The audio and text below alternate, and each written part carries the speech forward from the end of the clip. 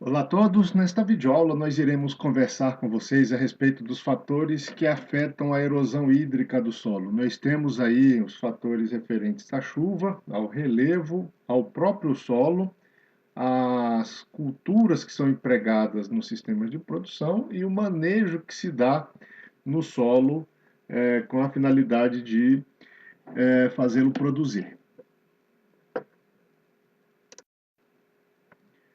Nós já vimos que as chuvas são responsáveis, né, por grande parte da erosão dos solos. É através das chuvas que nós temos a energia suficiente para promover a desagregação das partículas sólidas do solo e o transporte dessas partículas que se desprendem ali do solo. A quantidade de chuva apresenta uma relação com a erosão. Porém, então, a quantidade de chuva ela apresenta uma relação com a erosão, tá? O quantitativo de água, né, que cai sobre um solo apresenta uma relação com a erosão, ok? Porém, pessoal, essa relação ela não deve ser considerada exclusivamente, tá? Porque a mesma quantidade de chuva, pessoal, ela pode causar graus distintos de erosão, sim, ok? Para a gente fazer uma relação mais adequada sobre essa capacidade que a chuva apresenta de promover erosão, que a gente chama de erosividade da chuva, nós precisamos avaliar outros fatores que compõem a precipitação pluvial como um agente promotor de erosão, tá? E um desses fatores é a intensidade da chuva.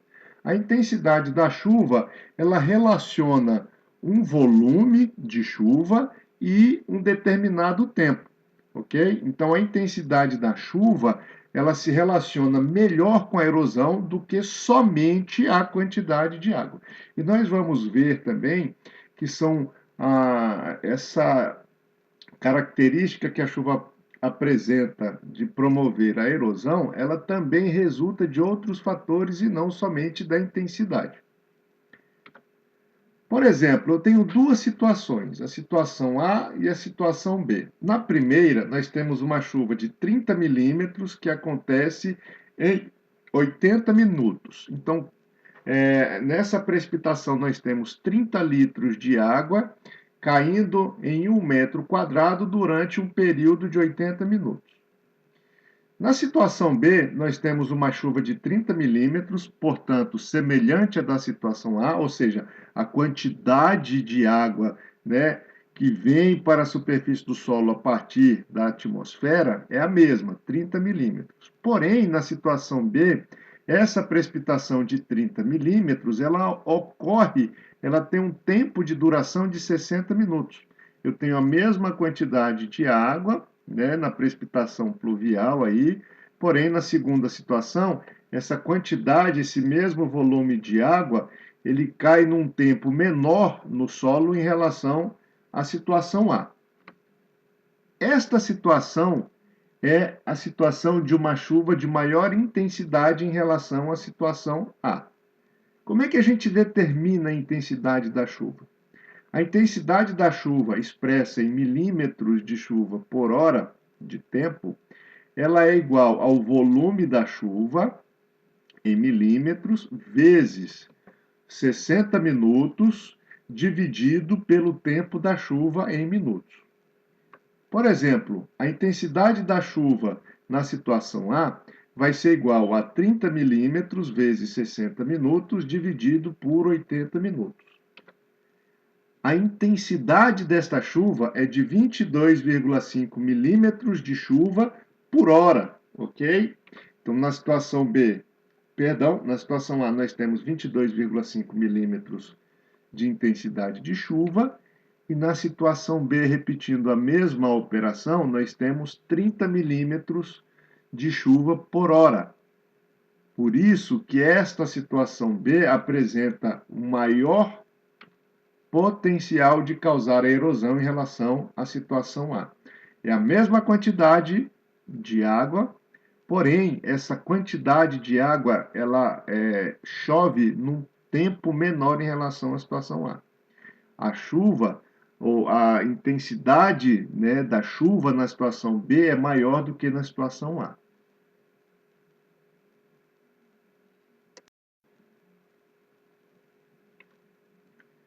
Então, a intensidade da chuva se refere a uma quantidade de água, né, que cai num determinado espaço de tempo. Quanto maior for essa intensidade, maior é a chance de ocorrer erosão de um solo se as outras características da chuva, né, e dos fatores que compõem a erosão aí, que afetam a erosão, forem semelhantes. Então, chuvas de maior intensidade têm um potencial erosivo maior. Logo, turma, a intensidade da chuva, ela é uma relação que existe da perda de solo por erosão. E essa relação, ela é exponencial em relação à intensidade da chuva, em relação à precipitação de maior intensidade, como pode ser observado aqui nesta equação. Aqui nós temos uma tabela onde são mostrados os efeitos da intensidade da chuva em 5 minutos sobre as perdas de água e do solo por erosão. Nós podemos notar que os autores colocaram a intensidade da chuva em ordem decrescente. E, consequentemente, nós podemos notar que as perdas de solo também estão em ordem decrescente. Mas se vocês observarem aqui, ó, a quantidade de chuva, ela é, de certa forma, semelhante, tá? Entre as datas de chuva que foram apresentadas aqui por esses autores. Por que que na primeira e segunda linhas nós temos uma quantidade de chuva, de certa forma, semelhante, um pouco maior para a segunda data, né? E quando nós observamos a última coluna, as perdas de solo são maiores, porque a intensidade da chuva da primeira linha, do dia 22 do mês de setembro ali, ó, é maior do que a intensidade da chuva do dia 19 de setembro. Apesar da quantidade do dia 19 ser maior, a intensidade da chuva na primeira data, na primeira linha, é maior, 7,9 milímetros por hora contra 5 milímetros por hora. A quantidade de chuva menor, ela aconteceu no intervalo de tempo menor, tá? Na primeira data em relação à segunda. Por isso as perdas de solo foram maiores na primeira data, no dia 22, em relação ao dia 19. Apesar da quantidade de chuva ser menor, a intensidade das chuvas no dia 22 de setembro, de 7,9 milímetros de chuva por hora, contribuiu com perdas de 7,35 toneladas por hectare de solo. Na data do dia 19, apesar de haver uma quantidade maior de chuva, a intensidade de chuva foi de apenas 5 milímetros por hora, que culminou com perdas de 1,74 toneladas por hectare de solo. Além disso, nós podemos observar que existe uma relação entre a intensidade máxima da chuva e as perdas de solo. E essa relação significa que quando a intensidade máxima da chuva duplica, né, saindo aí de 2,2 para 5, né, o dobro, a perda de solo aumenta em aproximadamente 4 vezes, saindo de 0,47 a 1,74. Tá? Então, essas taxas aí são diferentes, né?